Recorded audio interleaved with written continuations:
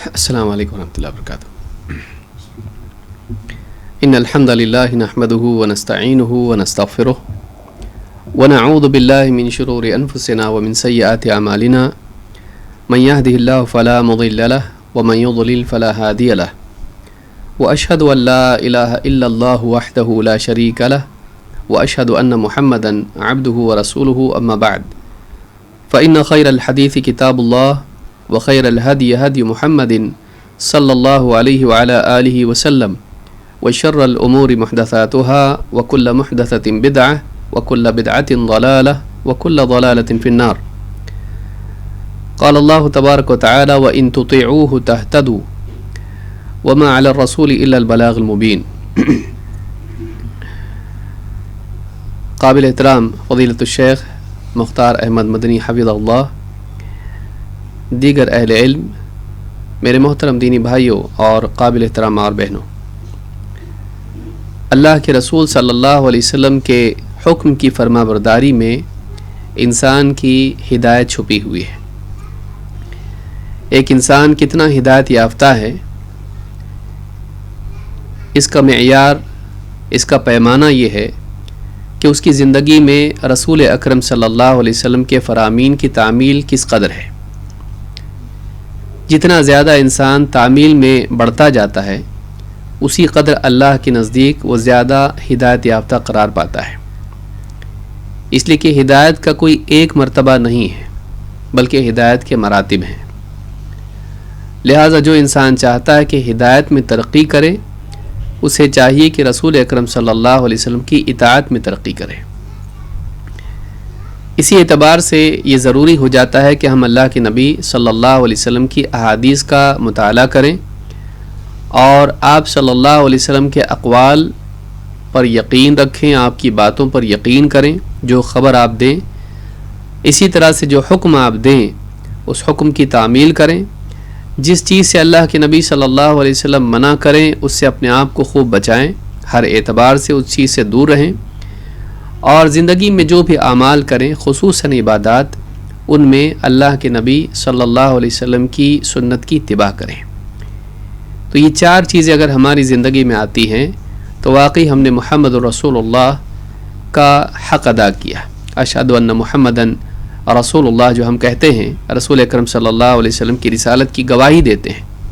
اس گواہی کا حق یہ ہے کہ ہم آپ کی خبروں پر ایمان لائیں، آپ کے احکام کی تعمیل کریں، آپ کے فرامین کی تعمیل کریں، آپ کی منع کی ہوئی چیزوں سے بچیں، اور آپ صلی اللہ علیہ وسلم کی سنت کا اہتمام و التزام کریں۔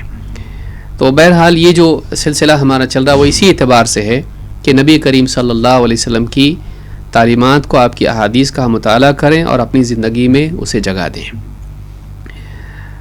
آج کے درس میں ہم ابو ذر رضی اللہ تعالیٰ عنہ کی ایک حدیث کا مطالعہ کریں گے جو پچھلی احادیث سے جڑی ہوئی ہے۔ بعض روایتوں میں کئی روایتیں ضم ہیں جو ابن حجر رحمہ اللہ نے ان کو الگ الگ بھی بیان کیا ہے، کیونکہ حدیث بعض اوقات بعض طرق میں ایک ساتھ جمع ہوتی ہیں، بعض اوقات وہ الگ الگ بھی آتی ہیں۔ فرماتے ہیں وعنہ یعنی وعن ابی ذر قال قال رسول اللہ صلی اللہ علیہ وسلم اذا طبخت مرقة فاکثر ماءها وتعاهد جیرانک، اخرجہما مسلم۔ اس سے پچھلی حدیث اور یہ حدیث ملا کر کہتے ہیں کہ ان دونوں کو امام مسلم نے اپنی کتاب میں روایت کیا ہے۔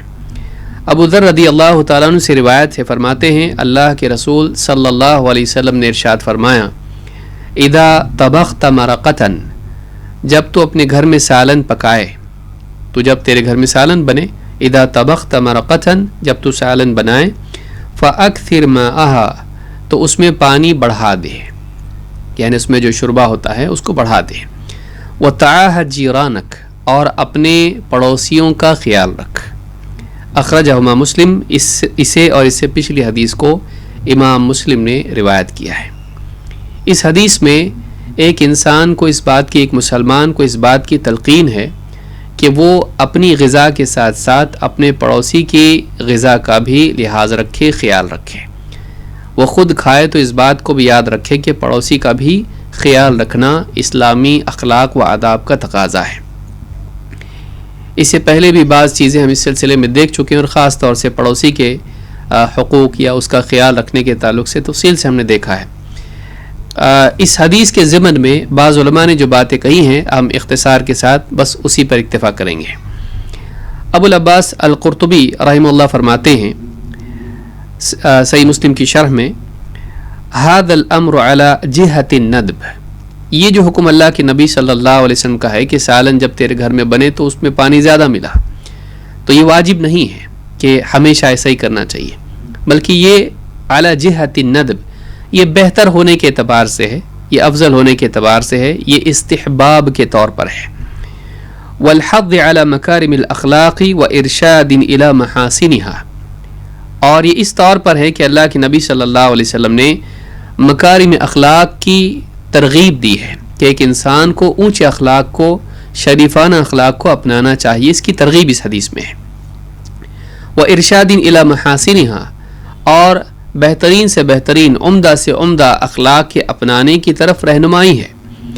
لما يترتب علیہ من المحبت وحسن العشرۃ والالفۃ، کہتے ہیں اس لیے یہ ترغیب ہے، اس بات کی تعلیم اس لیے ہے کہ اس کے نتیجے میں آپسی محبت پیدا ہوتی ہے، اس کے نتیجے میں سماجی زندگی بہتر بنتی ہے، آپسی تعلقات بہتر بنتے ہیں۔ والالفہ، اور آپس میں الفت پیدا ہوتی ہے، لوگ کٹنے کی بجائے آپس میں جڑتے ہیں۔ الفا جڑنے، جوڑنے کے معنی میں آتا ہے۔ تو یہاں پر یہ بات کیوں ایسا کیا جائے کہ جب گھر میں سالن بنے تو پانی ملا، اور پڑوسیوں کا بھی خیال رکھو، یعنی انہیں بھیجو، انہیں دو، اپنی غذا میں سے، اپنے سالن میں سے ان کو بھی بھیجو۔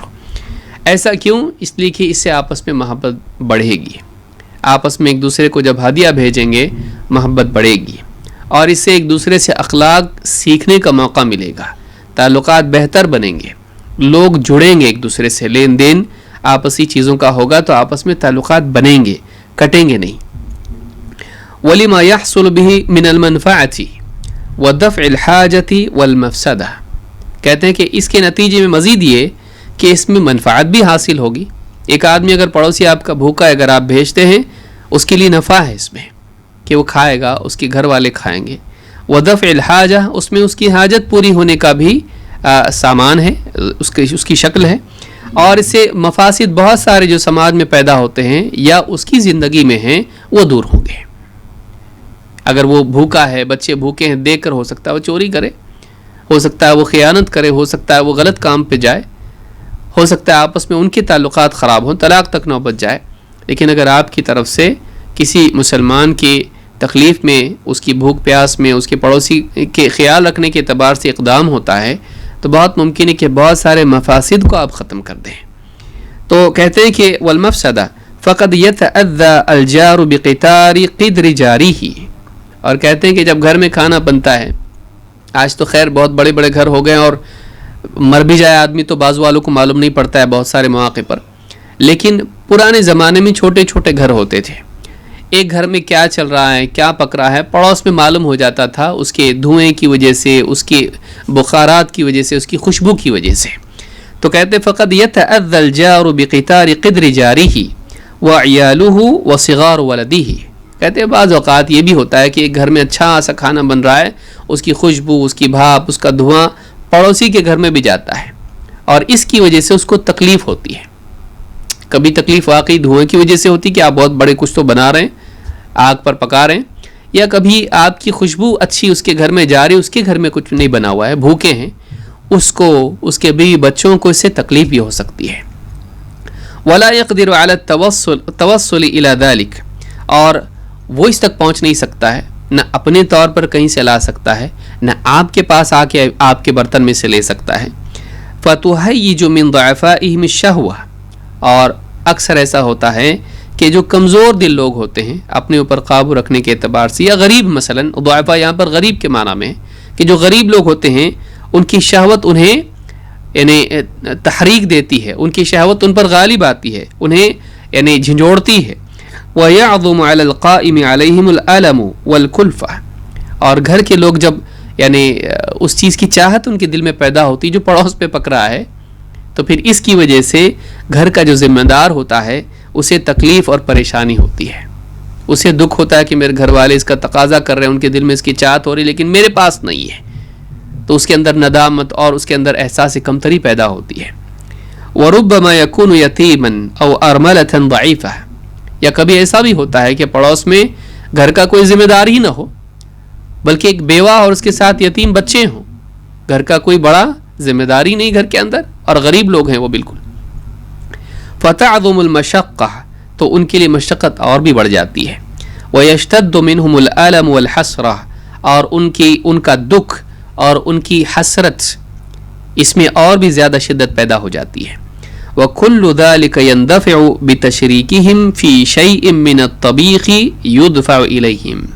کہ یہ ساری مسائل، سارے پرابلمز ختم ہو جاتے ہیں جب ایک انسان اپنے پکے ہوئے میں سے اپنے پڑوسیوں کو کچھ بھیج دیتا ہے. خواہ مخواہ ان کے لیے فتنہ نہ ہو، خواہ مخواہ ان کے لیے دکھ نہ ہو، اس کے نتیجے میں سماج میں برائیاں پیدا نہ ہو، ان کے دلوں میں نفرت نہ آئے کہ دیکھو اتنا اچھا اچھا کھانا بنا رہا ہے، ہم کو کوئی بھیجا ہی نہیں، ہم بھوکے پڑے، پوچھتا تک نہیں ہم کو. تو آپس میں الفت کی بجائے نفرت پیدا ہوگی. لیکن ذرا سا اگر بھیج دے کو تھوڑا سا، تو اس میں سے کیا مسئلہ ہے؟ تو کہتے ہیں کہ فلا اقبح من منع هذا النذر اليسير الذي يترتب عليه هذا الضرر الكبير.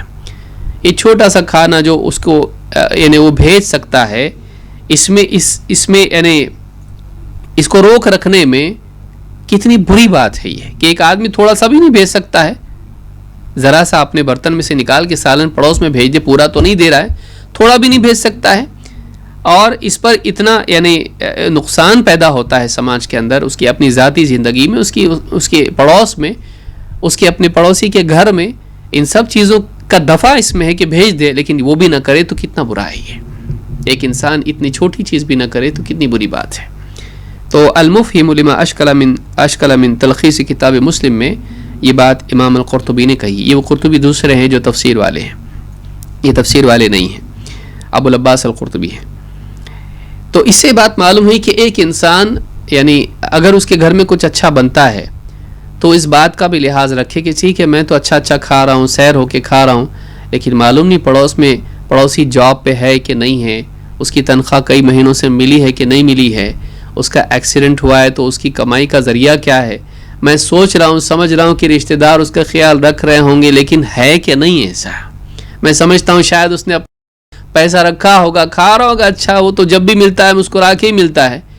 ہو سکتا ہے اچھے حالات میں، ہو سکتا ہے نہیں بھی ہو.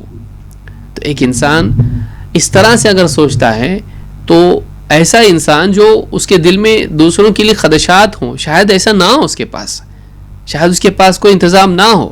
جب اس طرح سے آدمی سوچتا ہے، وہی آدمی دوسروں کے دکھ درد کا ساتھی بن سکتا ہے، ان کو دور کرنے والا بن سکتا ہے. لیکن ہر ایک آدمی دوسروں کے بارے میں خوش فہمی میں مبتلا ہو جائے، ایسا آدمی دوسروں کا ہمدرد نہیں ہو سکتا ہے. امام القرطبی رحم اللہ مزید فرماتے ہیں وَقَوْلُهُ فَأَكْثِرْ مَاءَهَا، کہتے ہیں مزید یہ کہ اس میں حدیث میں ہے کہ فَأَكْثِرْ مَاءَهَا، اس میں کیا تعلیل ہے؟ کہتے ہیں اس کا پانی بڑھا دے، سالن بنا تیرے گھر میں تھوڑا زیادہ پانی ڈال دے اس میں. کہتے ہیں تنبیہ لطیف علی تیسیر الامر علی البخیل، کہتے ہیں کہ اس میں تنبیہ ہے لطیف انداز میں ایک کنجوس کے لیے بھی کہ اس کا کام بھی اس سے آسان ہو جاتا ہے. یعنی کنجوس ہے، کہتے ہیں کہ اذ زیادۃ المأمور بها انما هي فيما ليس له ثمن وهو الماء، کہتے جو بڑھانے کے لیے اس میں کہا جا رہا ہے اس کی کوئی قیمت نہیں ہوتی ہے، وہ مہنگا نہیں ملتا ہے. پانی، اس میں پانی ملانا ہے اس نے، تو پانی کہاں بہت مہنگا ملتا ہے کہ خرید کے لانا پڑے گا اور بہت سا سمندر پار جانا پڑے گا اس کو. پانی ملانا ہے تو کنجوس بھی یہ کر سکتا ہے کہ بھائی کہاں سے لائیں اتنا، ہم بڑا اتنا اپنے لیے تو بناتے ہیں، ٹھیک ہے تھوڑا پانی ملا دے، پانی مہنگا ہے، پانی ملانے سے سالن کیا ہو جائے گا، بڑھ جائے گا، تو اس میں سے دے، پانی بڑھا اس میں. کہا کہ وَلِذَلِكَ لَمْ يَقُلْ إِذَا طَبَخْتَ مَرَقَةً فَأَكْثِرْ لَحْمَهَا أَوْ طَبِيخَهَا، یہ نہیں کہا حدیث میں کہ جب تو سالن بنائے تو اس میں گوشت بڑھا، یا اور اس میں کھانا اس میں بڑھا، غذا بڑھا دے، اس کو سالن کو بڑھا دے ہر اعتبار سے، نہیں، بلکہ کہا صرف پانی اس میں بڑھا دے. پانی تو ایسی آسانی سے مل جاتا ہے تو اس سے وہ سالن بڑھ جاتا ہے. تو کنجوس کے لیے بھی آسان ہے. کہتے ہیں اذ لا يسهل ذلك على كل احد، کہ ہر آدمی کے لیے یہ آسان نہیں ہوتا ہے کہ ایک آدمی سالن میں گوشت زیادہ ڈالے اور دوسرے لوازمات زیادہ ڈالے، نہیں کر سکتا ہے. پانی تو سبھی بڑھا سکتے ہیں، تو کنجوس بھی یہ کر سکتا ہے.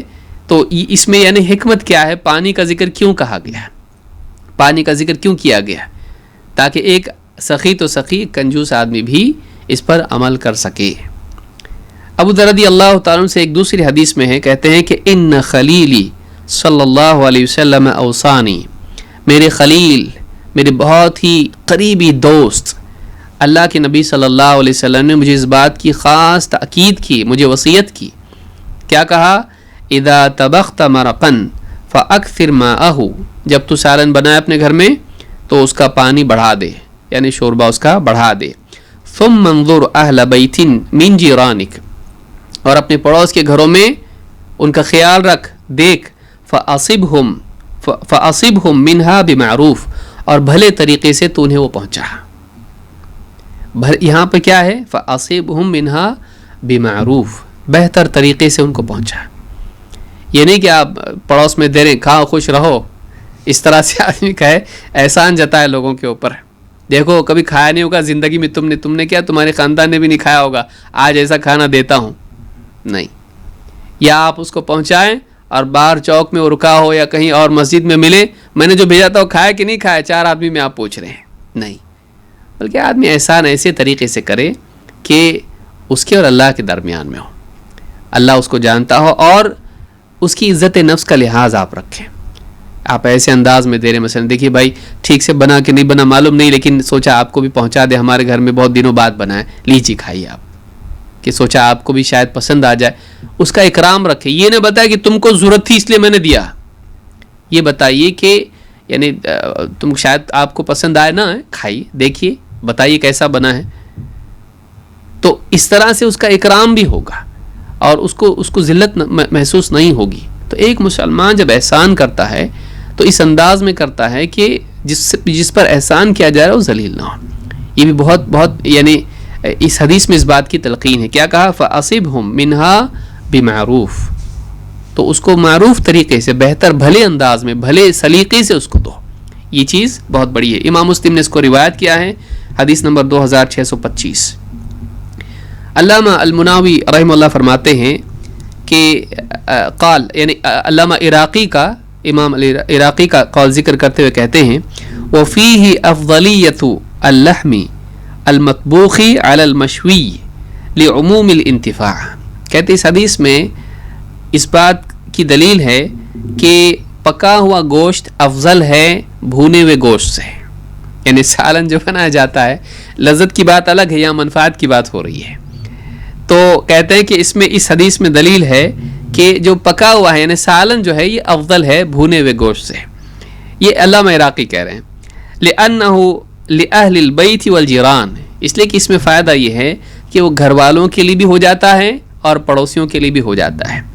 وَلِأَنَّهُ يُجْعَلُ فِيهِ الثَّرِيدُ وَهُوَ أَفْضَلُ طَعَامٍ, اور کہتے ہیں کہ اس میں مزید یہ ہے کہ اس میں روٹی کے ٹکڑے کر کے آپ ڈال دیں تو اس سے کیا بن جاتا ہے, سرید بھی بن جاتا ہے, جو کہ افضل الطعام ہے. سارے کھانوں میں سب سے افضل کھانا کون سا, کہ سالن آپ بنائیں اور سالن میں روٹی کے ٹکڑے کر کے ڈالیں.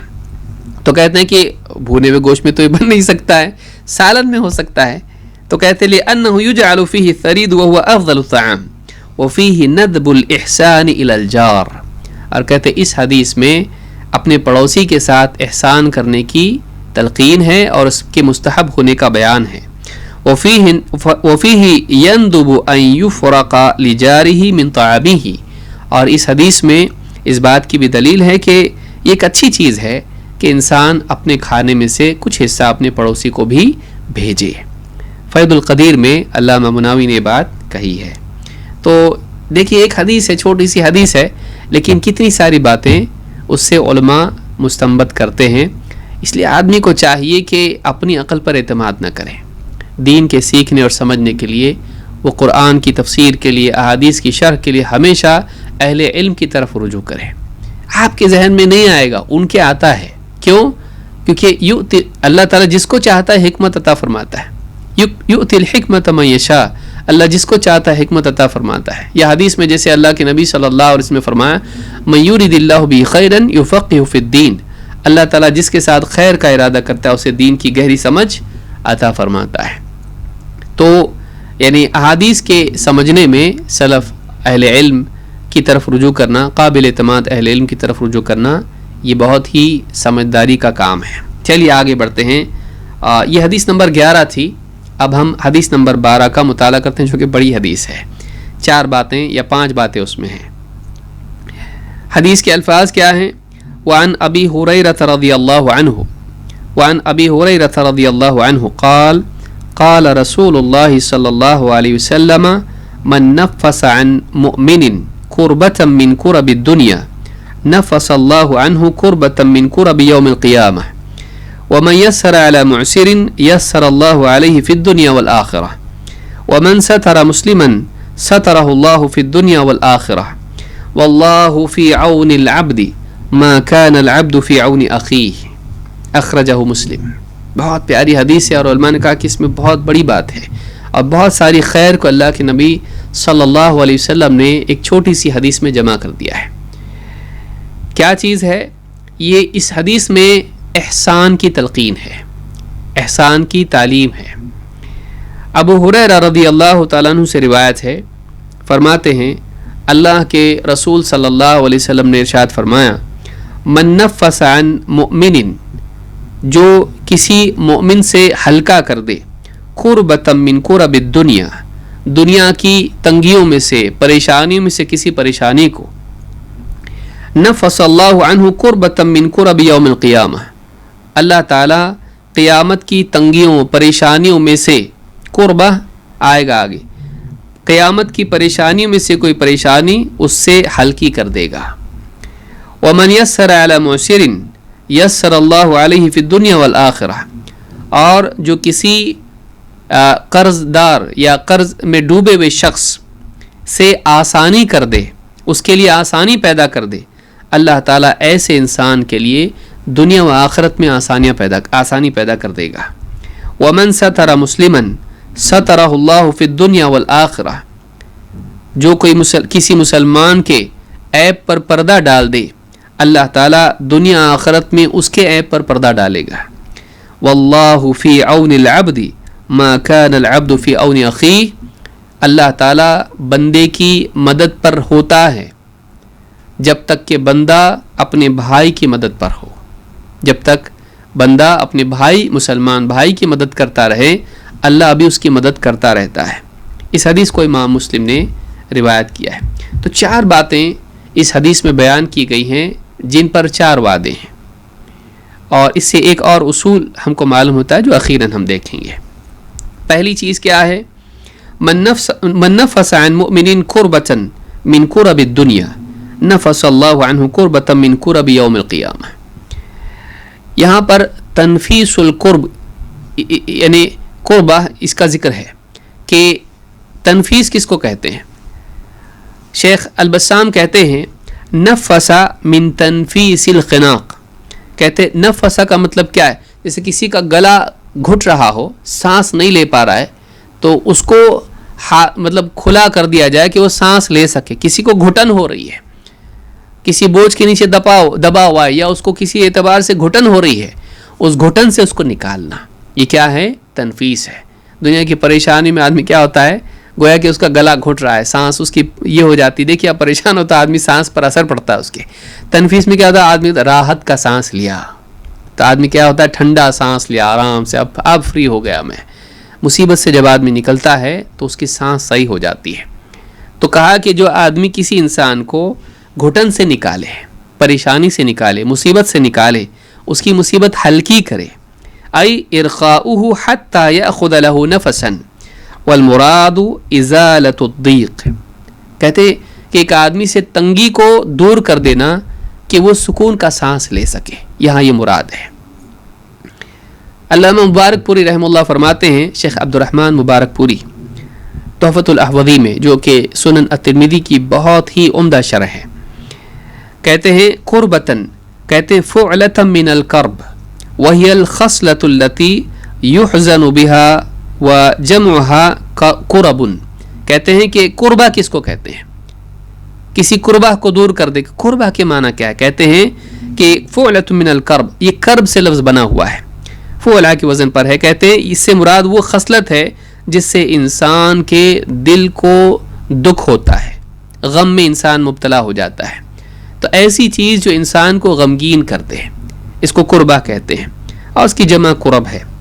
شیخ عبداللہ الفوزان کہتے ہیں وَأَصْلُ الْقُرْبَةِ مَا أَهَمَّ النَّفْسَ وَغَمَّ الْقَلْبَ۔ منحۃ العلام میں کہتے ہیں شیخ عبداللہ الفوزان کہ قربہ کی اصل کیا ہے، یعنی آپ نے کیا کرنا ہے۔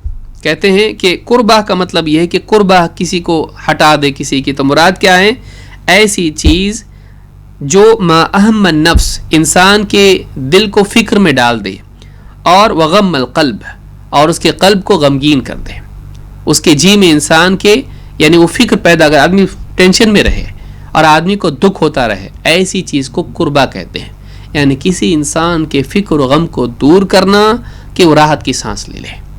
یہ کتنی ساری چیزیں ہو سکتی ہیں، بیماری کے اعتبار سے ہو، یا کسی قرض کے اعتبار سے ہو، یا فقر و فاقے کے اعتبار سے ہو، یا کسی پریشانی کے اعتبار سے ہو۔ تو ایک انسان پریشان حال ہے، اس کی کسی چھوٹی سے چھوٹی پریشانی کو بھی اگر آدمی دور کر دے تو حدیث میں کیا وعدہ ہے، اللہ تعالیٰ ایسے انسان کی قیامت کے دن کی تکلیف کو، تنگی کو، پریشانی کو دور کرے گا۔ علامہ صنعانی کہتے ہیں الحدیث فیہ مسائل، اس حدیث میں کئی مسائل ہیں، جن میں سے ایک بات کیا ہے، الاولی فضیلۃ من فرج عن المسلم کربۃ من کرب الدنیا وتفریجها اما باعطائه من ماله ان كانت کربته من حاجۃ۔ کہتے اس حدیث میں کئی مسائل ہیں، جن میں سے ایک یہ ہے کہ اس بات کی فضیلت اس حدیث میں ہے کہ ایک مسلمان دوسرے مسلمان کی پریشانی کو دور کرے۔ کیسے؟ کہتے مثلا اما باعطائه من ماله، اپنے مال میں سے اس کو کچھ دینا، ان کانت قربتہ من حاجت، اگر اس کی پریشانی حاجت مندی کی وجہ سے ہو، وہ ضرورت مند ہے تو اپنے مال میں سے کچھ دو کہ اس کی تکلیف دور ہو جائے، ضرورت پوری ہو جائے۔ او بدل جاہہ فی طلبہ لہ من غیرہ او قرضہ، یا اپنے اثر سے وہ کسی کو کچھ دلا دے، بھئی آپ کے پاس نہیں ہے لیکن آپ کا اثر ہے، لوگ آپ کی بات مانتے ہیں، تو مالدار لوگ آپ کی بات سنتے ہیں، سفارش کر دو کہ فلاں کا تعاون کر دو، پریشان حال ہے، یہ بھی اس میں شامل ہے۔ اور او قرض ہی، ٹھیک ہے آپ نے اس کو دیا نہیں یا دلایا نہیں بطور ہدیہ، آپ قرض دلا سکتے ہو کہ کم سے کم اس کی مصیبت تو ٹلے حال میں، بعد میں جا کے قرض لوٹانا ہے اس کو، تو چاہے عطا ہو یا پھر قرض ہو، اس کے ذریعے سے اس کی فائنینشیل ڈیفیکلٹی کو آپ دور کریں، معاشی تنگ دستی کو، پریشانی کو دور کریں۔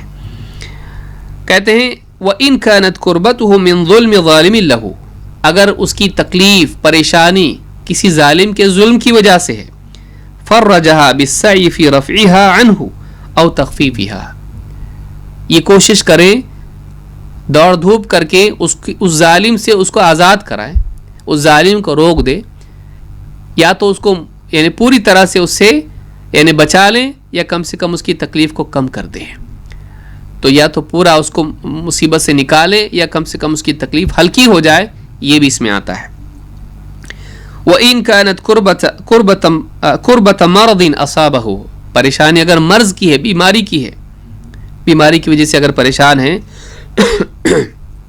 أَعَانَهُ عَلَى الدَّوَاءِ إِن كَانَ لَدَيْهِ أَوْ طَبِيبٍ يَنْفَعُهُ، کہ اپنے پاس سے اگر اس کے پاس دوا ہے تو اس کو دوا دے دے، یا پھر کسی طبیب کے ذریعے سے اس کا علاج کروائے، یہ بھی اس کی قربہ، اس کی مصیبت دور کرنے میں آتا ہے۔ کہتے وَبِالْجُمْلَةِ تَفْرِيجُ الْكُرَبِ بَابٌ وَاسِعٌ، کہتے علی کل حال مصیبت دور کرنا ایک بہت بڑا وسیع میدان ہے، وسیع باب ہے، یعنی بہت ساری چیزیں اس میں آتی ہیں، کوئی ایک بات تھوڑی نہ آئے گی اس میں۔ فَإِنَّهُ يَشْمَلُ إِزَالَةَ كُلِّ مَا يَنزِلُ بِالْعَبْدِ أَوْ تَخْفِيفَهُ، کہتے ہر پریشانی جو کسی بندے پر آئے اس کو یا تو ہٹانا یا تو اس کو ہلکا کرنا اس میں شامل ہے، چاہے کسی بھی اعتبار سے پریشانی ہو۔ تو یہ جو چیز ہے، کوئی بھی مسلمان کسی دوسرے مسلمان کی پریشانی کو دور کرتا ہے یا ہلکا کرتا ہے، اللہ تعالیٰ قیامت کے دن کی پریشانی اس کی ہلکی کرے گا۔ کتنا بڑا وعدہ ہے، قیامت کا دن ہلکا نہیں ہے، بہت سخت معاملہ ہے، لوگ گھبرا رہے ہوں گے، انبیاء اس دن ڈر رہے ہوں گے، بھائی اس دن پریشانی سے نجات دینا، مصیبت سے بچا لینا، ڈرنا ایک الگ چیز ہے، تو اپنے طور پر ڈریں گے، بندہ اللہ سے ڈرنے والا ہی ہوتا ہے، لیکن اللہ تعالیٰ جس چیز سے ڈر رہا ہے اس سے محفوظ رکھے گا. تو اللہ تعالیٰ خوف سے امن میں رکھے گا کا مطلب یہ ہے کہ وہ چیز نہیں ہوگی جس سے ڈر رہے ہیں. اللہ کے نبی صلی اللہ علیہ وسلم کی احادیث میں بھی اس کی ترغیب آپ نے فرمایا وَأَحَبُّ الْأَعْمَالِ إِلَى اللَّهِ عَزَّ وَجَلَّ سُرُورٌ تُدْخِلُهُ عَلَى مُسْلِمٍ أَوْ تَكْشِفُ عَنْهُ كُرْبَةً أَوْ تَقْضِي عَنْهُ دَيْنًا أَوْ تَطْرُدُ عَنْهُ جُوعًا. کہا کہ اللہ کے نزدیک سب سے پسندیدہ عمل یہ ہے کہ تو اپنے مسلمان بھائی کو خوش کرے یا اس کی کسی قربہ کو، کسی تکلیف کو، پریشانی کو دور کر دے، یا او تقضی عنہ دینا تو اس کا قرض خود ادا کر دے، او تطرد عنہ جوعا اتنا بڑا کام نہیں کر سکتا کم سے کم اس کی بھوک تو مٹا دے، بھوکا ہے کھانا کھلا دے، اس کو خوش کر دینا اور اس کو اس کی تکلیف کو دور کرنا، قرض ادا کرنا یا اس کی بھوک کو مٹانا، اس کی بھوک میں اس کا خیال رکھنا، کھلانا اس کو. ابن ابی الدنیا نے اس کو قضاء الحوائج میں اور امام الطبرانی نے الکبیر میں اس کو روایت کیا ہے. سیل جامع صغیر حدیث نمبر 176 پر شیخ الالبانی نے اس کو حسن کہا ہے. اس حدیث سے معلوم ہوتا ہے کہ مسلمان کی تکلیف دور کرنا بہت پسند ہے اللہ کو. اللہ کے نبی صلی اللہ علیہ وسلم فرماتے ہیں یہ حدیث دیکھیے بہت اہم حدیث ہے خاص طور سے مالدار حضرات. ان للہ اقواما اختصهم بالنعم لمنافع العباد. اللہ کے بندوں میں سے بعض بندے ایسے ہوتے ہیں جنہیں اللہ تعالیٰ چن لیتا ہے اپنی نعمت عطا کرنے کے اعتبار سے. سارے بندوں سب کو تو نہیں دیتا ہے ویسا، کچھ لوگوں کو خاص طور سے اللہ اپنی نعمتیں عطا کرتا ہے. کیوں؟ لمنافع العباد، تاکہ یہ اللہ کے بندوں کو فائدہ پہنچائیں. ان کے پاس دیتا ہے تاکہ بندوں کو دیں.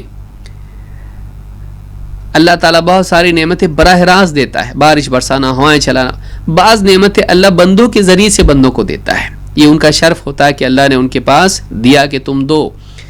اختصهم بالنعم لمنافع العباد یقرهم فیها ما یبذلونها.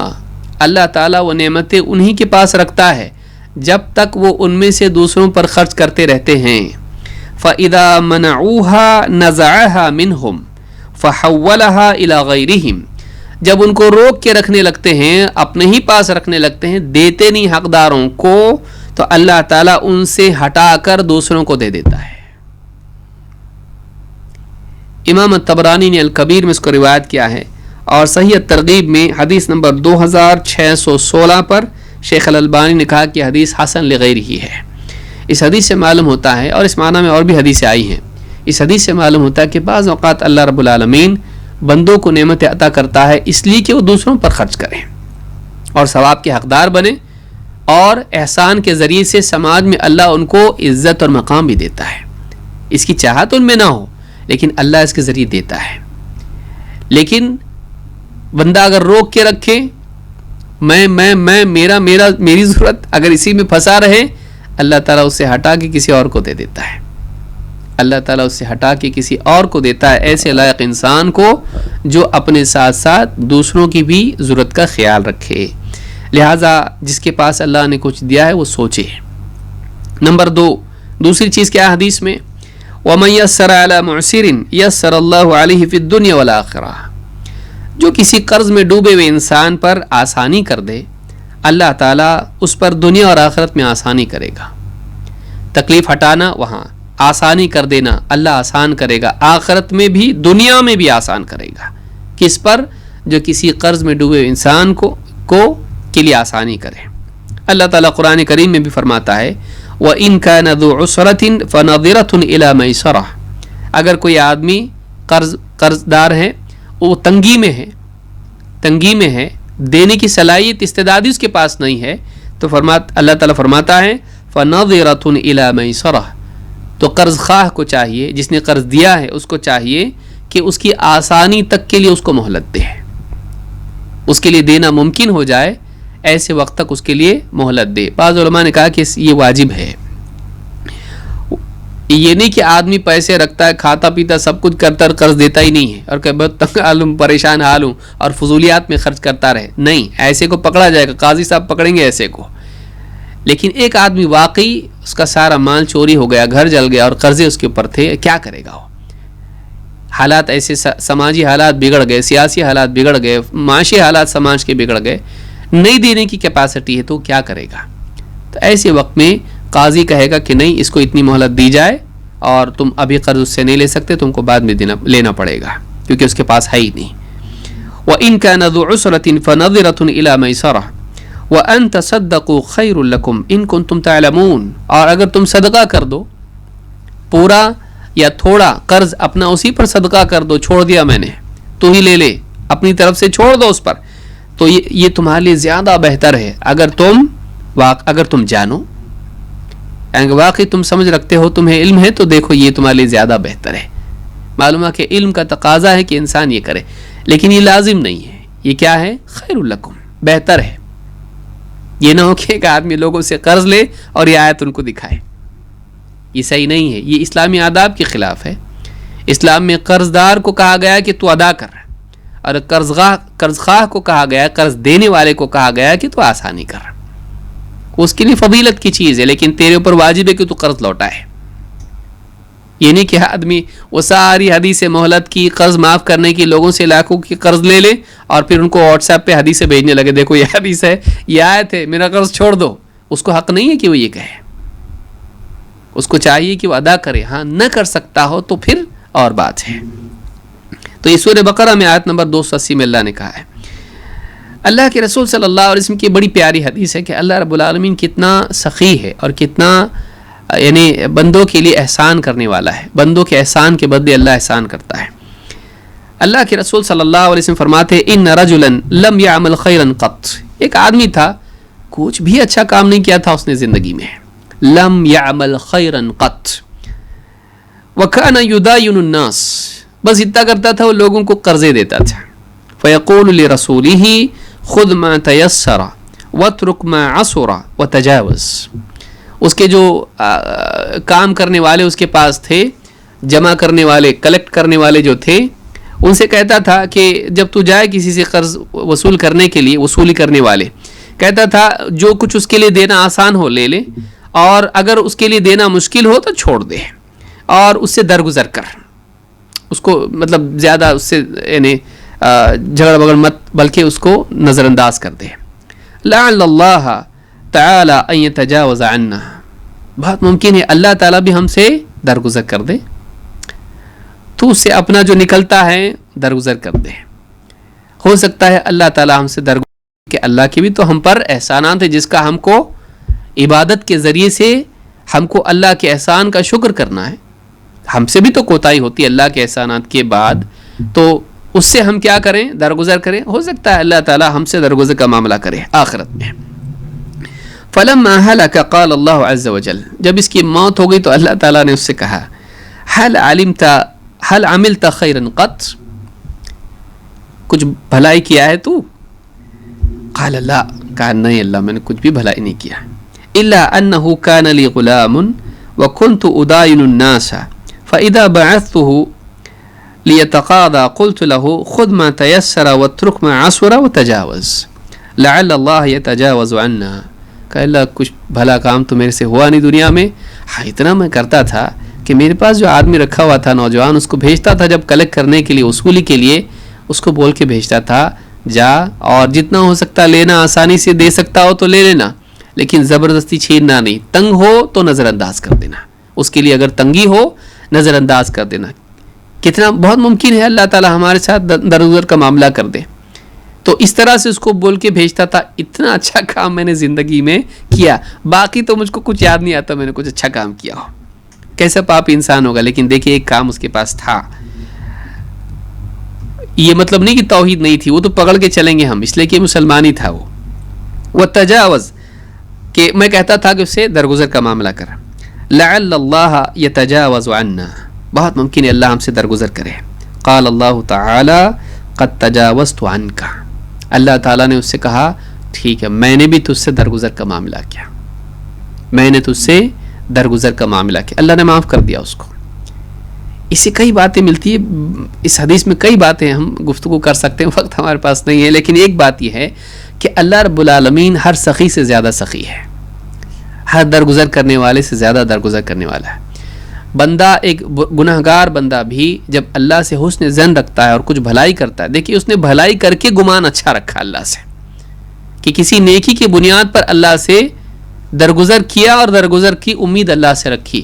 اللہ بھی کسی نیکی کو ضائع نہیں کرتا اور اس کے گمان کے مطابق اللہ نے بھی اس کو معاف کر دیا ہے. تو معاف کر رہا ہے تو میں تجھ کو معاف کروں گا، میں تجھ سے بڑھ کے ہوں، تو میں زیادہ حقدار ہوں معافی کرنے کا، معاف کرنے کا. تو اس حدیث کو امام بخاری مسلم نے بھی روایت کیا، لیکن الفاظ نسائی کے ہیں. بخاری میں حدیث نمبر 3480، مسلم میں 1562 اور نسائی میں 4694 پر یہ حدیث موجود ہے. اللہ کے نبی صلی اللہ علیہ وسلم فرماتے من انظر معسرا کان له بكل يوم صدقہ، جو کسی کو قرض دے ایک مہلت کے لیے تو ہر دن کے بدلے اس کے لیے کیا ہے؟ ہر دن کے بدلے اس کے لیے صدقے کا ثواب ہے. ہر دن صدقے کا ثواب جمع ہوتا رہے گا جتنے بھی اس کے دیے ہوں. ومن انظره بعد حله كان له مثله في كل يوم صدقہ، اور جو آدمی میعاد پوری ہونے کے بعد بھی مہلت دے، بھائی 6 مہینے میں واپس دوں گا، 6 مہینے تک ایک صدقے کا ثواب ملتا رہے گا، لیکن 6 مہینے ہونے کے بعد مزید اگر مہلت دے تو جتنا پیسہ دیا تھا، جتنا اس نے قرض دیا تھا، اتنا صدقہ دینے کا ہر دن ثواب ملتا رہے گا. اس حدیث کو امام احمد، ابن ماجہ اور حاکم نے روایت کیا ہے. سیل جامع صغیر حدیث نمبر 6108 اور الفاظ ابن ماجہ کے حدیث کے، اور حدیث صحیح ہے. اسی طرح سے اللہ کے نبی صلی اللہ علیہ وسلم فرماتے ہیں من انظر معسرا او وضع عنہ اضلہ اللہ فی ظلہ، جو آدمی کسی قرضدار کو یعنی مہلت دے یا اس سے قرض کو معاف ساقط کر دے، اس سے قرض کو ساقط کر دے، ٹھیک ہے چھوڑ دیا تیرا قرض، یا پھر مہلت مزید دی اس کو، کہا کہ اضلہ اللہ فی ظلہ، دونوں صورتوں میں اللہ تعالیٰ قیامت کے دن اپنے سائے میں اس کو جگہ دے گا. ایسا دن جس میں کوئی سایہ نہیں ہوگا، اس دن اللہ اس کو راحت دے گا. اس نے اس کو راحت دی، اللہ اس کو راحت دے گا. تو یہ حدیث امام مسلم نے روایت کی، حدیث نمبر 3006. تو یہ فضیلت ہے قرضدار کو مہلت دینے کی یا اس سے اس کے لیے آسانی پیدا کرنے کی. آسانی پیدا کرنے کی کئی صورتیں ہو سکتی ہیں. تیسری بات حدیث میں کیا ہے؟ من ستر مسلما سترہ اللہ فی الدنیا والآخرہ، جو کسی مسلمان کی پردہ پوشی کرے اللہ تعالیٰ دنیا و آخرت میں اس کی پردہ پوشی کرے گا.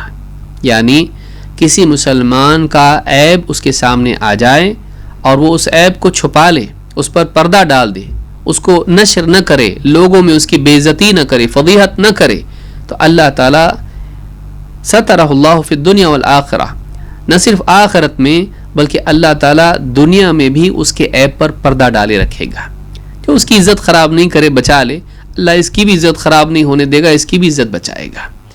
تو یہ جو چیز ہے یہ بھی حدیث میں بیان ہوئی تیسری چیز ہے. اللہ کے نبی صلی اللہ علیہ وسلم کی حدیث ہے جسے آپ فرماتے ہیں من غسل میتا فکتم علیہ غفر اللہ لہ 40 مرہ، جو آدمی کسی میت کو غسل دے اور اس کے عیب کو چھپا جائے، اس کے عیب کو چھپا دے، مثلا کسی کو غسل دیا اور پاخانہ کر دیا تھا اس نے مرتے وقت میں، جسم میں گندگی تھی، بدبو آ رہی تھی، یا کوئی عیب جسم میں دیکھا اس نے، اب لوگوں میں بیان کرتا پھر رہا بھائی اعزاز غسل دیا، ایسا ایسا ہوا تھا.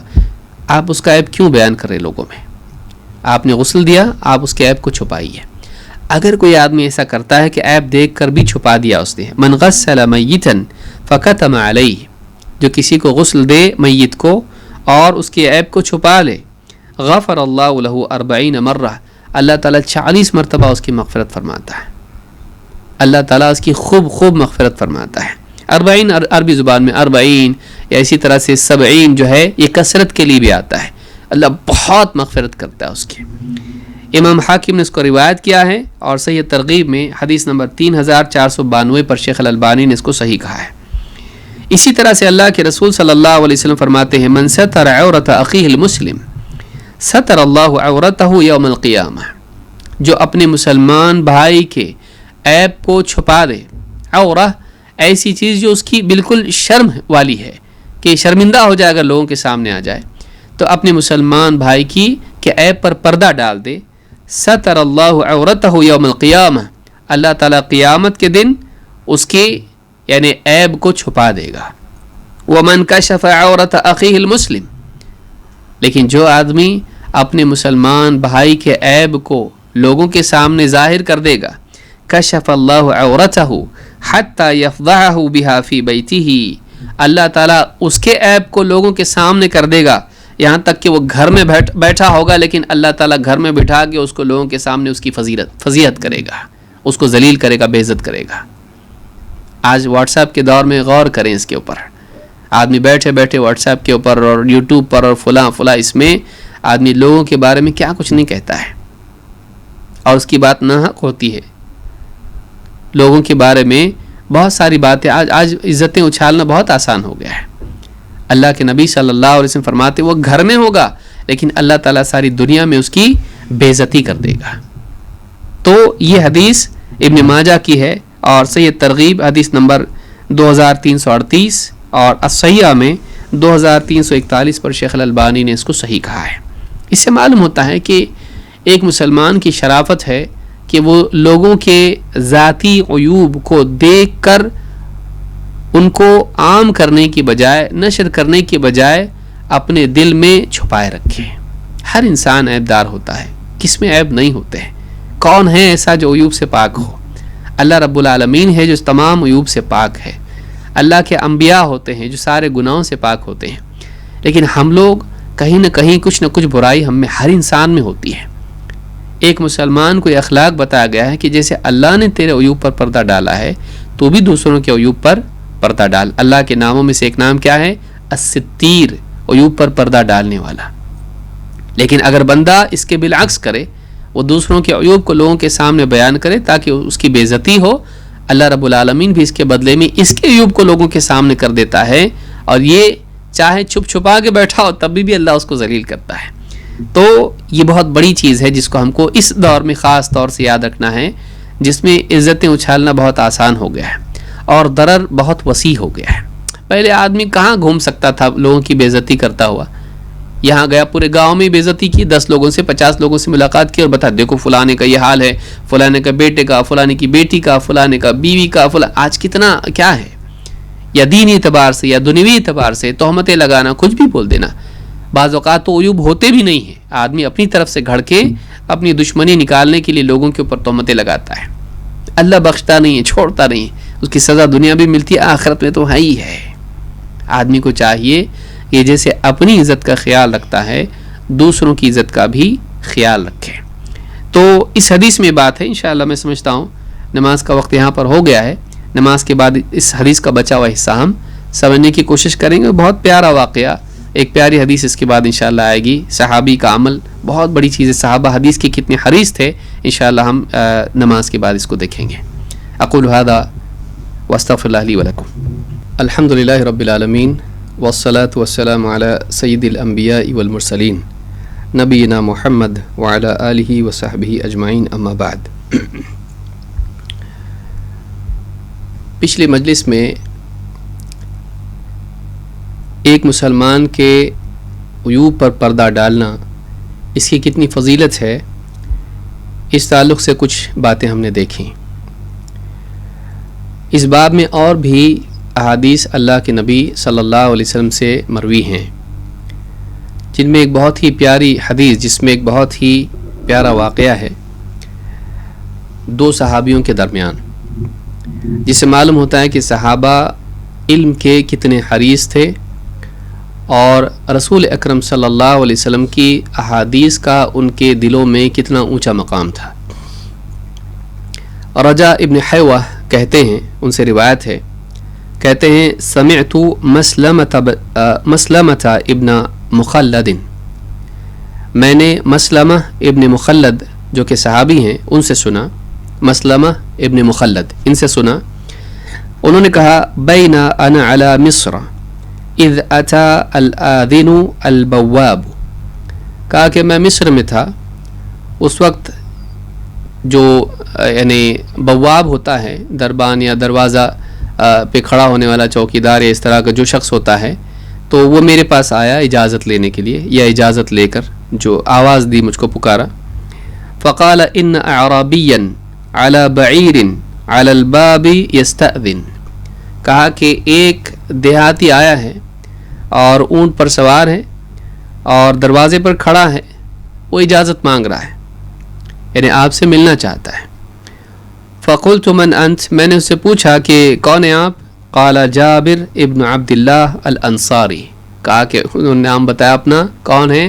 نبی صلی اللہ علیہ وسلم کے صحابی ہیں، جابر ابن عبداللہ الانصاری ہیں، انہوں نے یہ نام بتایا ہے. صحابی کہتے ہیں فاشرفت علیہ فقلت انزل الیک او تصعد، کہا کہ میں نے جب جہاں کے دیکھا تو میں نے پوچھا کہ آپ اوپر آؤ گے کہ میں نیچے آؤں. یعنی ایک صحابی نے حضرت مسلمہ ابن مخلد نے کہا کہ میں نے ان سے پوچھا حضرت جابر ابن عبداللہ سے کہ یا تو آپ اوپر آئیں یا میں نیچے آتا ہوں، کیا کیا جائے؟ حضرت جابر رضی اللہ عنہ نے کہا قال لا تنزل ولا اصعد، کہا نہ تم نیچے آؤ گے نہ میں اوپر آؤں گا. یعنی تمہارا جو گھر ہے اوپر کا کمرہ ہے، تم وہاں سے مجھ کو دیکھ کے کہہ رہے ہو تو نہ تم نیچے آنا نہ میں اوپر آؤں گا.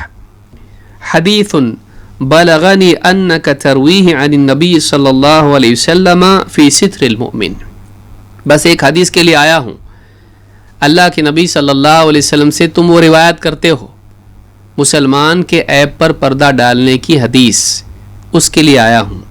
جئت اسمعہ، میں بس اس لیے آیا ہوں کہ تمہاری زبان سے وہ حدیث میں سن لوں، یعنی تمہاری طرف سے وہ حدیث میں سنوں، اس کے لیے میں آیا ہوں.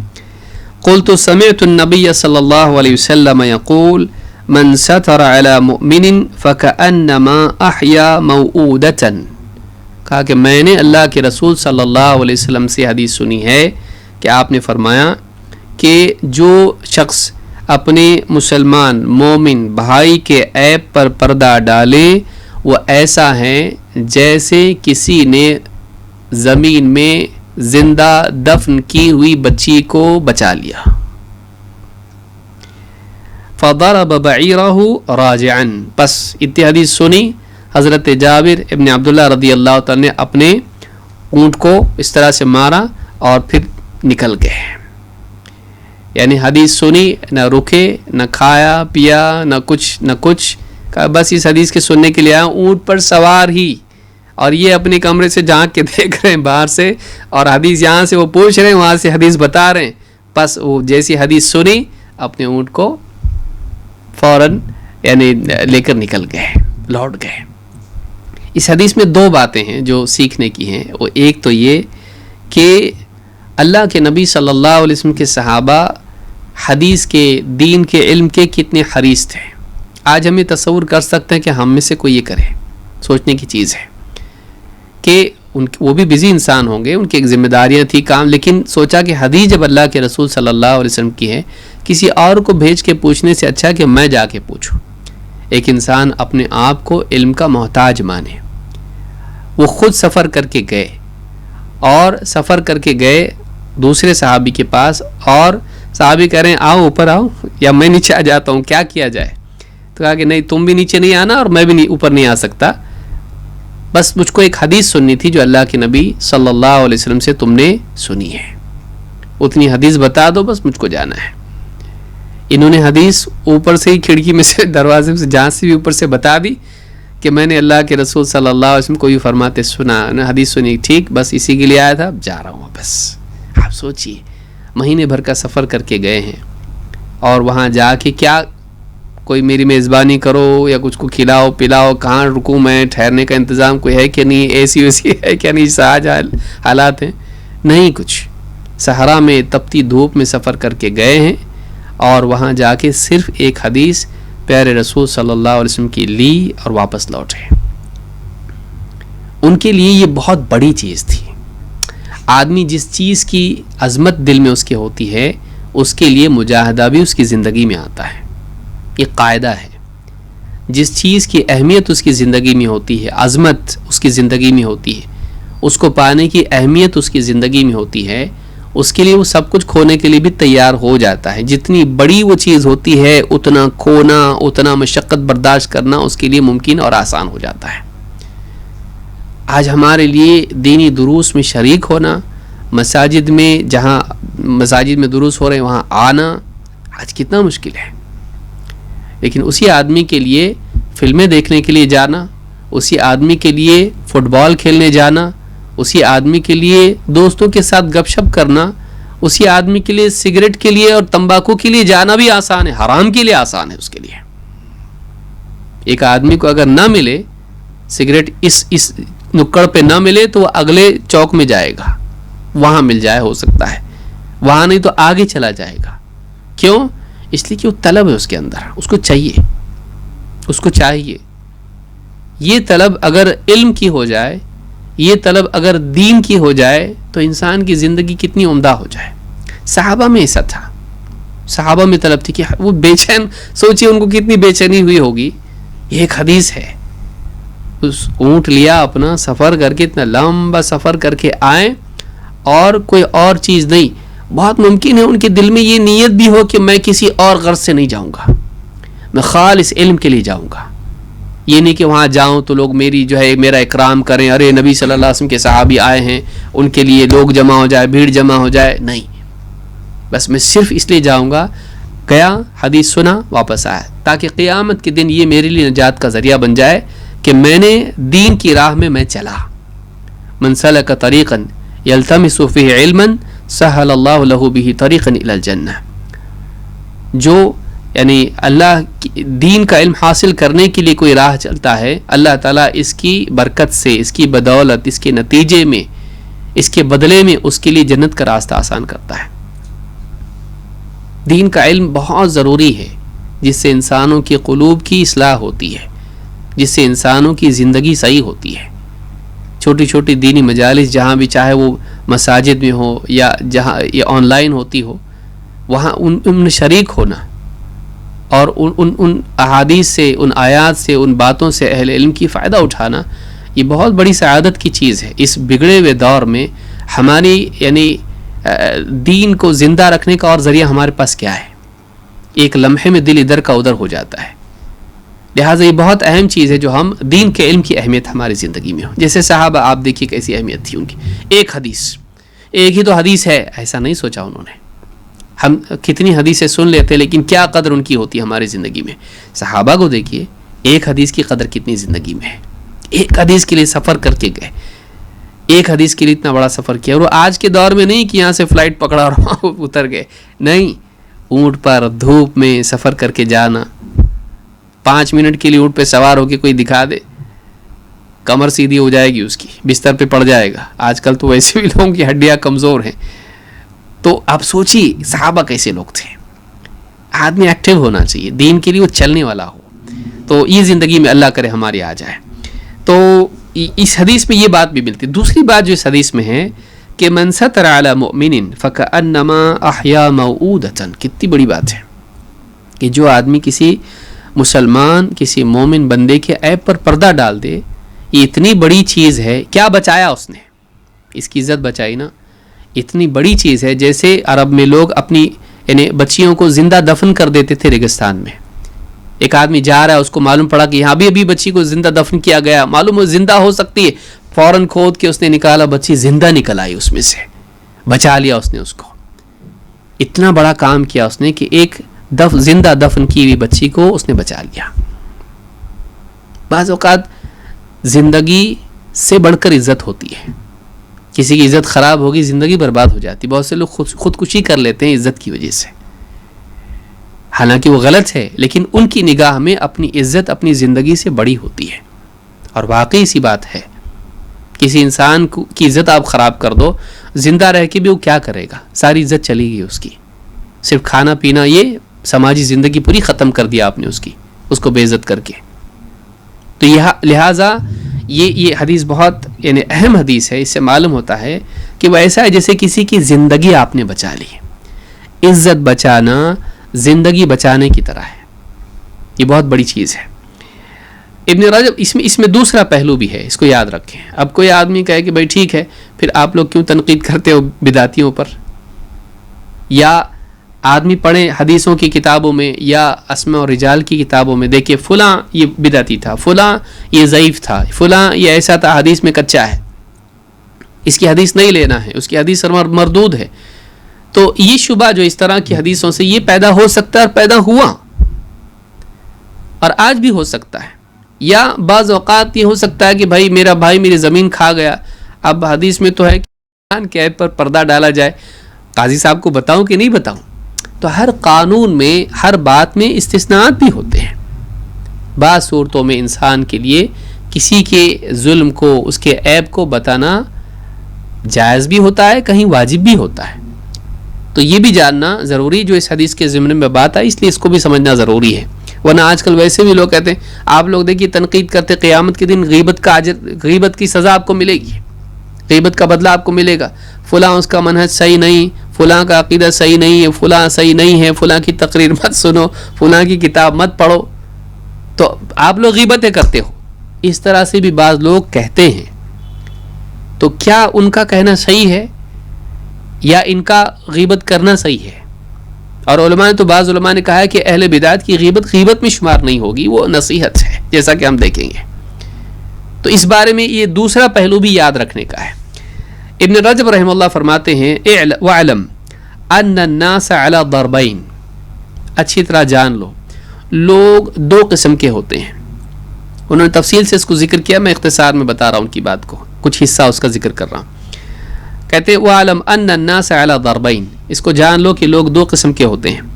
أَحَدُهُمَا مَنْ كَانَ مَسْتُورًا لَا يُعْرَفُ بِشَيْءٍ مِنَ الْمَعَاصِي. ایک تو وہ قسم کے لوگ ہیں، ایک لوگ وہ ہیں کہ جن کا حال پوشیدہ ہوتا ہے اور گناہ کے لیے معروف نہیں ہوتے ہیں، یعنی لوگوں میں وہ جیتے ہیں، زندگی گزار رہے ہیں اور بھلے انسان ہیں اور لوگوں کے سامنے ان کے گناہ نہیں ہیں. فَإِذَا وَقَعَتْ مِنْهُ حَفْوَةٌ أَوْ زَلَّةٌ فَإِنَّهُ لَا يَجُوزُ كَشْفُهَا. پھر اگر کسی کے سامنے ان کی کوئی بیہودہ بات آ جائے یا ان کی کوئی لغزش ان کے سامنے آ جائے، یہ جائز نہیں کہ ایسے انسان کی جو کہ لوگوں کے سامنے اچھا انسان ہے، اس کی کسی کمی کو، کوتاہی کو، غلطی کو، برائی کو آپ لوگوں کے سامنے بیان کریں. وَلَا هَتْكُهَا وَلَا التَّحَدُّثُ بِهَا، نہ اس کی آپ جو ہے اس کے پردے کو آپ چاک کریں، اس کی آپ جاسوسی کریں یا اس کے بارے میں لوگوں میں آپ یعنی گفتگو کریں، یہ آپ کے لیے جائز نہیں ہے. لِأَنَّ ذَلِكَ غِیبَةٌ مُحَرَّمَةٌ، اس لیے کہ یہ وہ غیبت ہے جو حرام ہے. والثانی، دوسری قسم کون سے لوگ ہیں؟ من کان مشتہرا بالمعاصی معلنا بها، ایسا انسان جو گناہوں کو کھلم کھلا کرتا ہو اور مشہور ہو لوگوں میں. جیسے کوئی آدمی شراب پیتا ہے، ساری دنیا کو معلوم ہے، اور آپ کہیں کہ فلاں آدمی شراب پی رہا تھا تو آپ نے غیبت کی، وہ ساری دنیا جانتی ہے بھائی وہ شراب پیتا ہے اور کسی سے چھپی ہوئی چیز نہیں وہ. ایسے آدمی کے بارے میں آدمی بول دے کہ کہاں ہے وہ، پوچھے کوئی، اسی پردہ ڈالے، وہ شراب خانے میں، ساری دنیا کو معلوم ہے شراب پیتا ہے وہ. تو ایسا آدمی من کان مشتہرا بالمعاصی معلنا بها، جو گناہوں کے لیے مشہور ہو اور کھلم کھلا گناہ کرتا ہو، کسی سے حیا نہیں کرتا ہو. لا یبالی بما ارتکب منها وما ولا بما قیل له، اور اسے کوئی پرواہ نہیں ہوتی ہے کہ جو کچھ گناہ کر رہا ہے وہ اس کی کوئی پرواہ نہیں ہوتی ہے، نہ اس کی پرواہ ہوتی کہ لوگ کیا کہیں گے. فہذا هو الفاجر المعلن، یہ آدمی فاجر ہے جو علانیہ گناہ کرتا ہے. ولیس له غیبہ، ایسے آدمی کی کوئی غیبت نہیں، یعنی ایسے آدمی کا عیب اگر آپ بیان کر دیں تو آپ پر غیبت کا گناہ نہیں ہوگا.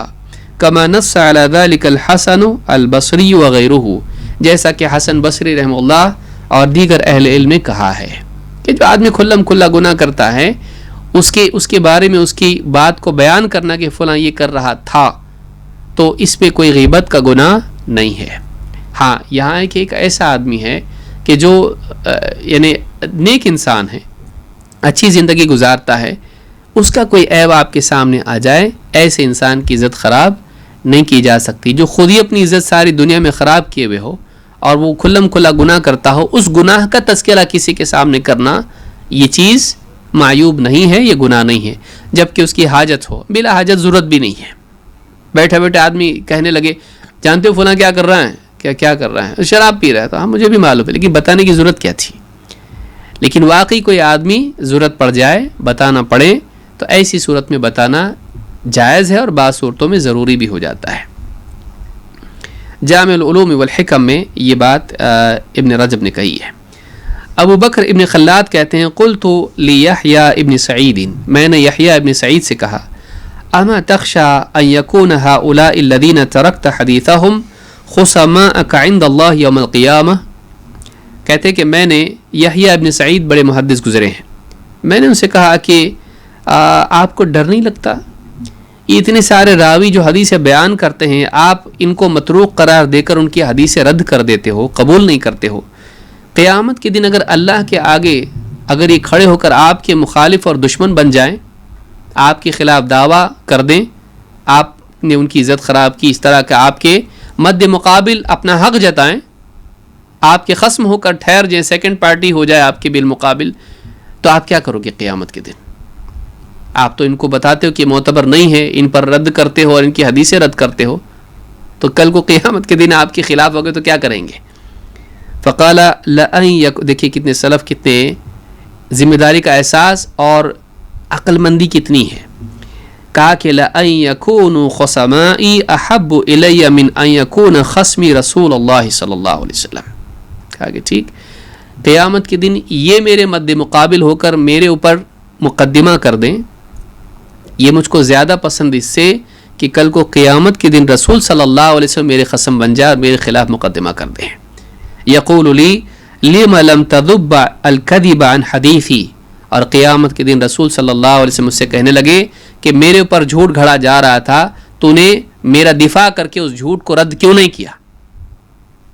جھوٹے لوگ مجھ پر جھوٹ گھڑ رہے تھے اور تو چپ بیٹھا تھا، تو نے جھوٹوں کا جھوٹ کھول کے لوگوں کے سامنے واضح نہیں کیا، اور میری حدیثوں میں لوگوں نے جھوٹ ملا دیا، مجھ پر جھوٹی باتیں کہہ دی، تو نے میری طرف سے دفاع کیوں نہیں کیا؟ کل کو قیامت کے دن رسول صلی اللہ علیہ وسلم میری اپوزیشن میں ہو جائیں، یہ بڑی بھیانک چیز ہے، یہ لوگ ہو جائیں کوئی مسئلہ نہیں ہے، رسول صلی اللہ علیہ وسلم کا مجرم بننے سے بہتر ہے کہ میں ان کا مجرم بن جاؤں۔ تو یہ جو ہے یہ احساس تھا سلف کا، محدثین کا۔ ابن الصلاح نے اپنے مقدمے میں اس کو ذکر کیا ہے، اور یہ بات سمجھ میں آتی کہ اہل بدعات پر یا ضعیف راویوں پر رد کرنا اور ان کے عیب کو بیان کرنا یہ غیبت میں شامل نہیں ہے۔ کوئی آدمی لوگوں کو غلط عقیدے سکھا رہا ہے، لوگوں کو غلط احکام سکھا رہا ہے، ایسے آدمی پر رد کریں اگر آپ کی اس کا عقیدہ صحیح نہیں، اس کا منہج خراب ہے، وہ آدمی اس سے علم مت لو، یہ آدمی اچھا نہیں ہے، تو اگر ایسا آپ کرتے ہو تو اس میں کوئی برائی نہیں ہے، بشرطے کہ واقعی وہ ویسا ہو، یہ نہیں کہ آپ زبردستی کسی کے بارے میں تہمت لگائیں، آپ کو پسند نہیں اس کی تقریر تو آپ اس کے خلاف بولنے لگے، نہیں، اگر وہ اہل باطل میں سے ہے تو اس کا باطل ہونا، اہل باطل میں سے ہونا واضح کرنا غیبت نہیں ہے بلکہ امت کی نصیحت ہے۔ اسی طرح سے کوئی آدمی اگر مظلوم ہے، کسی نے اس کو مارا پیٹا، اس کا پیسہ چھینایا، اس کے خلاف کوئی کارروائی کی، اگر وہ قاضی کے پاس جا کر اس کی شکایت کرے تو یہ بھی غیبت نہیں ہے، یہ بھی جائز ہے۔ یہ نہیں کہا جائے گا کہ تو نے اس کا پردہ پوشی کیوں نہیں کی، اس کا عیب کیوں، ابھی مجھ پر ظلم کیا اس نے، میرا حق چھینا اس نے، میں کس کے پاس جاؤں؟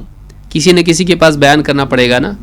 اللہ رب العالمین نے فرمایا لا يحب اللہ الجہر بالسوء من القول الا من ظلم، اللہ تعالیٰ شور شرابہ کر کے یا اونچی آواز میں کسی کی برائی بیان کرنا اس کو پسند نہیں کرتا ہے، برائی کے ساتھ آواز کو اونچا کرنا اللہ کو پسند نہیں، ہاں مگر یہ کہ کسی پر ظلم کیا جائے، کسی پر ظلم کیا جائے تو وہ کسی کی برائی کو لوگوں کے سامنے بیان کر سکتا ہے، تو یہ بات بھی اس میں یاد رکھنے کی ہے۔ چوتھی چیز اس میں یہ ہے کہ اللہ کے نبی صلی اللہ علیہ وسلم نے فرمایا واللہ فی عون العبد ما کان العبد فی عون اخیہ، اللہ تعالیٰ بندے کی مدد پر ہوتا ہے جب تک کہ بندہ اپنے بھائی کی مدد پر ہو، مدد کرو مدد ملے گی۔ اللہ کے نبی صلی اللہ علیہ وسلم فرماتے ہیں وَلَأَنْ أَمْشِيَ مَا أَخِي الْمُسْلِمِ فِي حَاجَةٍ أَحَبُّ إِلَيَّ مِنْ أَنْ أَعْتَكِفَ فِي الْمَسْجِدِ شَهْرًا، بعض روایت میں فِي هَذَا الْمَسْجِدِ شَهْرًا، میں اپنے مسلمان بھائی کی حاجت میں کچھ قدم چلوں، یہ مجھے زیادہ پسند ہے اس سے کہ میں اس مسجد میں مہینے بھر کا اعتکاف کروں۔ کون سی مسجد؟ مسجد نبوی، میں اپنے کسی مسلمان بھائی کی ضرورت میں کچھ قدم چل کے اس کا کام کر دوں، اس کی مدد کروں، یہ مجھے زیادہ پسند ہے اس چیز سے کہ میں اس مسجد میں مہینے بھر کا اعتکاف کروں۔ معلوم یہ ہوا کہ انفرادی عبادات پر مقدم ہے دوسروں کا تعاون کرنا، ان کی مدد کرنا، ان کے کام آنا۔ یہ نوافل کی بات ہو رہی ہے، نہیں کہ آپ روزے چھوڑ کے لوگوں کے لیے جو ہے سوشل سروس کریں یا نمازیں چھوڑ کر آپ لوگوں کے کام آئیں، نہیں، فرائض میں نہیں، نوافل جو ہیں اپنی نفل عبادت سے بہتر ہے کہ کسی انسان کے آپ کام آئیں۔ یہ سماج سے بے دینی کو ختم کرنے کے اسباب میں سے ہے۔ تو ابن ابی الدنیا نے قضاء الحوائج میں اور امام الطبرانی نے الکبیر میں اس کو روایت کیا ہے، سیل جامع صغیر حدیث نمبر 176۔ بلکہ اللہ کے رسول صلی اللہ علیہ وسلم فرماتے وَمَن مَشَى مَعَ أَخِيهِ الْمُسْلِمِ فِي حَاجَةٍ حَتَّى يُثْبِتَهَا لَهُ ثَبَّتَ اللَّهُ قَدَمَيْهِ يَوْمَ تَزِلُّ الْأَقْدَامِ، جو شخص اپنے مسلمان بھائی کی حاجت میں چلے، اس کے کام آئے، دوڑ دھوپ کرے، حَتَّى يُثْبِتَهَا لَهُ، یہاں تک کہ وہ اس کی حاجت کو اچھے طریقے سے پورا کر دے، کنفرم کر دے کہ ہاں ہو گیا کام۔ ثبت اللہ قدمیہ یوم تزل الاقدام، اللہ تعالیٰ اس کے قدموں کو اس دن جمائے گا جب اچھے اچھوں کے قدم پھسل جائیں گے، پل صراط پر، حشر کے میدان میں اس کو جماؤ اللہ تعالیٰ دے گا، ثابت قدم رکھے گا، اس کو جواب دینے یا پل صراط پر چلنے میں آسانی رہے گی اس کو۔ کون؟ جو دنیا میں اپنے بھائی کے لیے چلا ہے وہ پل صراط پر سکون یعنی آسانی کے ساتھ چل پائے گا، اس کے قدم پھسلیں گے نہیں، جمیں گے، وہ حشر میں کھڑا ہونا اس کے لیے آسان ہوگا، وہ پریشان نہیں ہوگا۔ اس حدیث کو امام ابن ابی الدنیا نے قضاء الحوائج میں بیان کیا ہے، اور الصحیحہ میں حدیث نمبر 906 کے تحت شیخ الالبانی نے کہا کہ اس کی سند حسن ہے۔ اللہ تعالیٰ قرآن کریم میں فرماتا ہے وَتَعَاوَنُوا عَلَى الْبِرِّ وَالتَّقْوَى وَلَا تَعَاوَنُوا عَلَى الْإِثْمِ وَالْعُدْوَانِ، اس میں بھی یاد رکھنا یہ ہے کہ آپ گناہ کے کام میں مدد نہیں کر سکتے۔ اللہ نے فرمایا نیکی اور تقوی کے کاموں میں ایک دوسرے کی مدد کرو، لیکن گناہ اور سرکشی کے کاموں میں، ظلم کے کاموں میں ایک دوسرے کی مدد مت کرو۔ واتقوا اللہ، اللہ سے ڈرو، ان اللہ شدید العقاب، اللہ تعالیٰ بہت سخت پکڑ کرنے والا ہے۔ یعنی معلوم یہ ہوا کہ مسلمان کی مدد کرنے کا قاعدہ کیا ہے؟ بھلائی کے کاموں میں، جائز کاموں میں ہے، یہ نہیں کہ آپ گناہ کے کاموں میں کسی کی مدد کریں۔ گناہ کے کام میں مدد کرنا گناہ ہے۔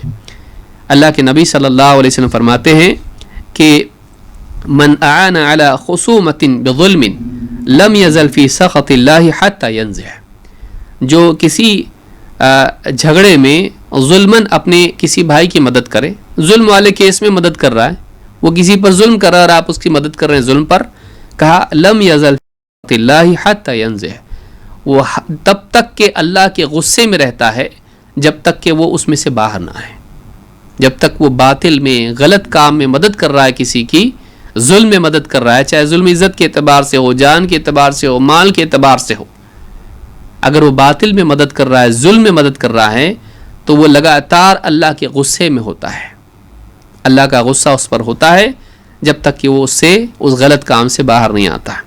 امام ابن ماجہ اور حاکم نے اس کو روایت کیا ہے، سیل جامع صغیر حدیث نمبر 6049۔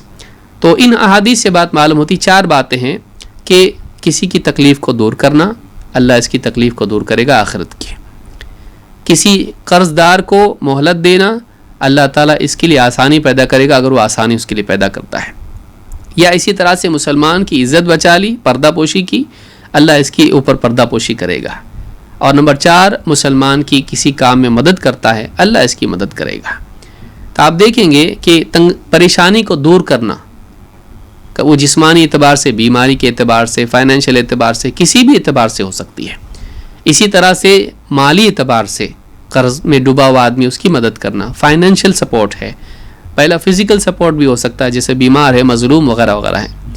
نمبر 3 کسی کے عیب پر پردہ ڈالنا، عزت کے اعتبار سے اس کی مدد کرنا، اس کی عزت بچانے میں مدد کرنا، اور چوتھا عام ہے، ہر قسم کی کا تعاون کرنا، دین میں بھی ہو سکتا ہے، دنیا میں بھی ہو سکتا ہے، اہل علم کی مدد آپ نے کی، یا عام لوگوں کی، پڑوسی، کسی کی بھی، رشتہ داروں کی مدد آپ نے کی، تو تعاون کرنا اللہ کی مدد کا حقدار بناتا ہے۔